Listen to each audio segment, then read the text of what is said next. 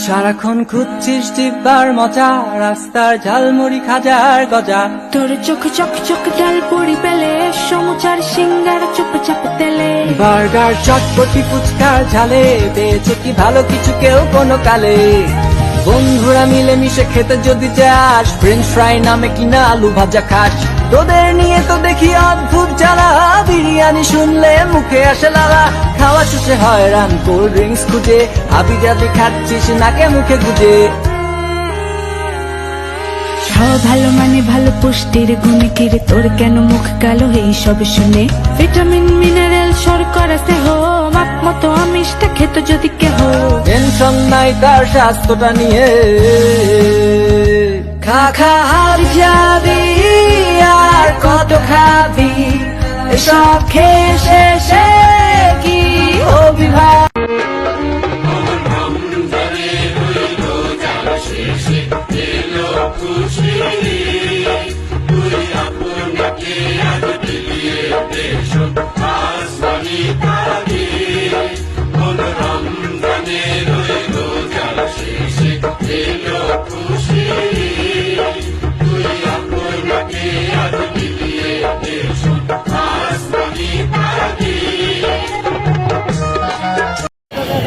আসসালামু আলাইকুম দর্শক, কেমন আছেন সবাই?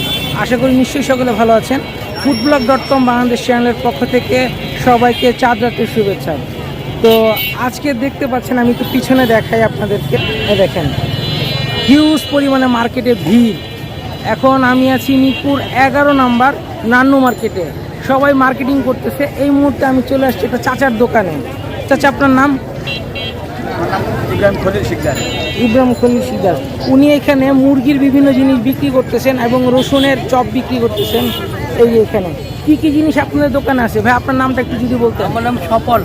আচ্ছা, কি কি জিনিস বিক্রি করতেছেন একটু বলেন তো। মুরগির লেগ পিস আছে, মুরগি দিয়ে মুরগির চিকেন আছে। ও, লেগ পিস কোনগুলো? যে এগুলা লেগ পিস? এগুলা লেগ পিস। ও, এটা আমরা তো জানি যে লেগ বলতে মুরগির পাটাকে বোঝায়, সেটা কি যেটা?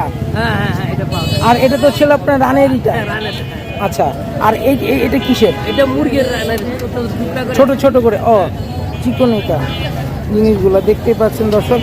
তো আমরা এই জিনিসটা তাদের দোকান থেকে কিনে খাবো, তার আগে একটু জিজ্ঞেস করি, আপনি এখানে চাচা কতদিন ধরে এই ব্যবসাটা করতেছেন?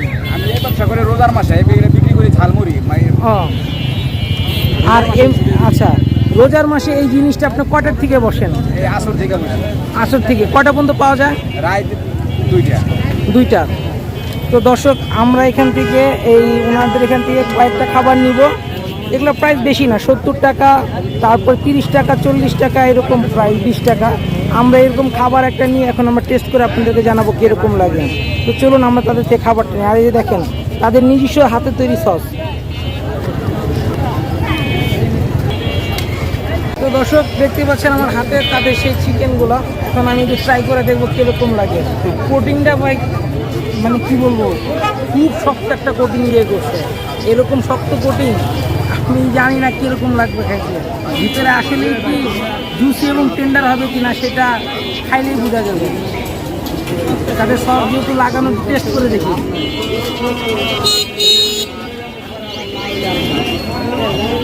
মোটামুটি দর্শক হেবি শক্ত, মানে কোটিংটা মানে বলার মতো না, এত শক্ত। সম্ভবত মানে চালের গুঁড়া ব্যবহার করে ওনারা, একটু লুজ আছে। চালের গুঁড়ার কারণে বহুত শক্ত।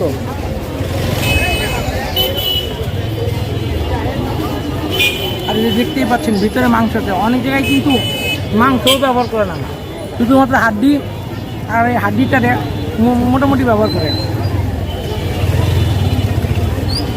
দেখতে পাচ্ছেন দর্শক, এখনো মার্কেটিং চলতেছে মানুষের সাবধান উপলক্ষে। আর সেই খুশিতে আমরা এখন মনে করি যে মার্কেটিংয়ের পাশাপাশি এই খাবার দাবার আছে।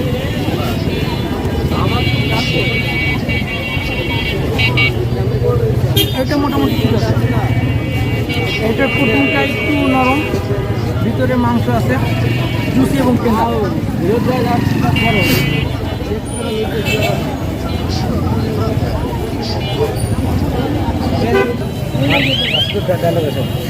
তো দর্শক দেখতেই পাচ্ছেন খাবারগুলো। আমার কাছে তো মোটামুটি কারণ স্ট্রিট ফুডের খাবারের চেয়ে তো বেশি ভালো হওয়ার কথা না, তারপরেও জাস্ট এটাই আমরা আজকে তুলে ধরার চেষ্টা করছি 11 নম্বর। তো সবাইকে ঈদ উল ফিতরের শুভেচ্ছা, সবাইকে ঈদ মোবারক। দেখা হচ্ছে আপনার সাথে নতুন কোনো ভিডিও নিয়ে, নতুন কোনো খাবারের সন্ধানে। সেই পর্যন্ত আপনারা ভালো থাকবেন, সুস্থ থাকবেন এবং আমাদের চ্যানেল তরফ থেকে আশা থাকবে সকলের ঈদটা যেন ভালো কাটে। আসসালামু আলাইকুম, আল্লাহ হাফেজ, বিদায়।